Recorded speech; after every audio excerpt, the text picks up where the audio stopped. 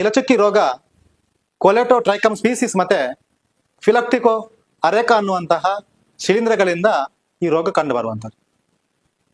ಈ ರೋಗ ಕಂಡು ಬಂದಂತಹ ಇನಿಷಿಯಲ್ ಸ್ಟೇಜಿನಲ್ಲಿ ನಾವು ಅದಕ್ಕೆ ಫುನೋಟವನ್ನ ಸಿಂಪಡಣೆ ಮಾಡಬೇಕಾಗ್ತದೆ.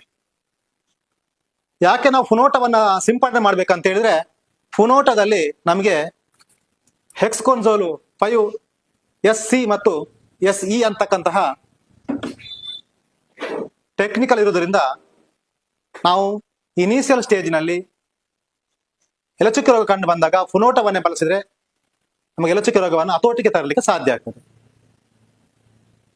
ಸೆಕೆಂಡ್ ಸ್ಟೇಜ್ ಅಲ್ಲಿ ಕಂಡು ಬಂದಾಗ, ಎಲಚುಕ್ಕಿ ರೋಗ ಪ್ರಾರಂಭದ ಹಂತದ ದಾಟಿ 2ನೇ ಹಂತದಲ್ಲಿ ನಮಗೆ ಕಂಡು ಬಂದಾಗ ನಾವು ಅದಕ್ಕೆ ರುಸ್ಟೋಕನ್ನ ಸಿಂಪಡಣೆ ಮಾಡಬೇಕು.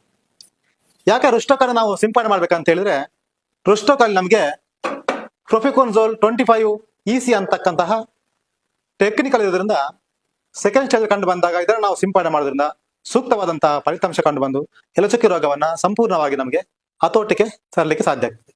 ನಂತರ ಅವಶ್ಯಕತೆ ಕಂಡು ಬಂದಲ್ಲಿ ನಾವು ಅದಕ್ಕೆ ಟೆಬುಕೊನ್ಸೋಲ್ ಕೂಡ ಸೂಕ್ತ ಅಂತ ಕಂಡು ಬಂದರೆ ನಾವು ಸಿಂಪಡಣೆ ಮಾಡಬಹುದು. ಆ ನಂತರ ಮ್ಯಾಂಕೋಜಿಮ್ ಕೂಡ ಅದಕ್ಕೆ ಎಲಚುಕ್ಕಿ ರೋಗಕ್ಕೆ ಸಂಬಂಧಪಟ್ಟಂತಹ ಶಿಲೀಂಧ್ರನಾಶಕವಾಗಿ ತುಂಬಾ ಪ್ರಯೋಜನಕಾರಿಯ ಕೆಲಸ ಇದು ಕೂಡ ಕೆಲಸ ಮಾಡುವಂಥದ್ದು. ಇದನ್ನು ಹೊರತುಪಡಿಸಿದರೆ ನಾವು ಆಂಟ್ರೋಕೋಲನ್ನು ಕೂಡ ಸಿಂಪಡಣೆ ಮಾಡಲಿಕ್ಕೆ ಬರ್ತದೆ. ಆಂಟ್ರೋಕೋಲ್ ಅಲ್ಲಿ ನಮಗೆ ಪ್ರೊಪಿನೆಬ್ 70WP ಅಂತಕ್ಕಂತಹ ಟೆಕ್ನಿಕಲ್ ಇರೋದ್ರಿಂದ ಇದನ್ನು ಕೂಡ ನಾವು ಶಿಲೀಂಧ್ರನಾಶಕವಾಗಿ ಬಳಸಬಹುದು. ಈ ರೋಗಕ್ಕೆ ಸಂಬಂಧಪಟ್ಟಂತಹ ಶಿಲೀಂಧ್ರನಾಶಕವನ್ನು ನಾವು ಬಳಸುವಾಗ ನಾವು ನಮ್ಮ ಸಸಿ ಅಥವಾ ಮರಗಳು ಯಾವ ಹಂತದಲ್ಲಿದ್ದಾವೆ, ಹೇಗಿದ್ದಾವೆ, ಅದಕ್ಕೆ ಏನನ್ನು ಕೊಡ್ಬೇಕಂತಕ್ಕಂತಹ ಸಂಪೂರ್ಣ ಮಾಹಿತಿಯೊಂದಿಗೆ ನಾವು ಇದನ್ನು ಯಾವ್ದು ಬೇಕು ಅದನ್ನ ಸಿಂಪಡಣೆ ಮಾಡಬೇಕು. ಸೂಕ್ತ ಸಂದರ್ಭದಲ್ಲಿ ಸೂಕ್ತ ಮಾಹಿತಿಯನ್ನು ತೆಗೆದುಕೊಂಡು ರೋಗ ನಿಯಂತ್ರಣಕ್ಕೆ ಸಿಂಪಡಣೆ ಮಾಡುವಂಥದ್ದು ಎಷ್ಟು ಮುಖ್ಯನೋ ಆ ಸಂದರ್ಭದಲ್ಲಿ ಆ ಗಿಡಗಳ ಬೇರುಗಳಿಗೆ ಕೂಡ ಸೂಕ್ತವಾದಂತಹ ಪೋಷಕಾಂಶ ಅಥವಾ ಲಘು ಪೋಷಕಾಂಶವನ್ನು ಒದಗಿಸಿಕೊಡ್ಬೇಕಾಗ್ತದೆ.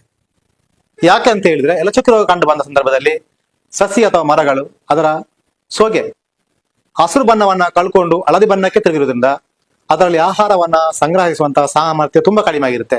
ಈ ಸಂದರ್ಭದಲ್ಲಿ ಬೇರುಗಳು ಕೂಡ ತುಂಬಾ ವೀಕ್ ಆಗುವ ಸಾಧ್ಯತೆಗಳು ಹೆಚ್ಚಿರುತ್ತವೆ. ಹಾಗಾಗಿ ಸಿಂಪಡಣೆ ಮಾಡೋದ್ರೊಟ್ಟಿಗೆ ಬೇರುಗಳಿಗೆ ಸೂಕ್ತವಾದಂತಹ ಪೋಷಕಾಂಶವನ್ನು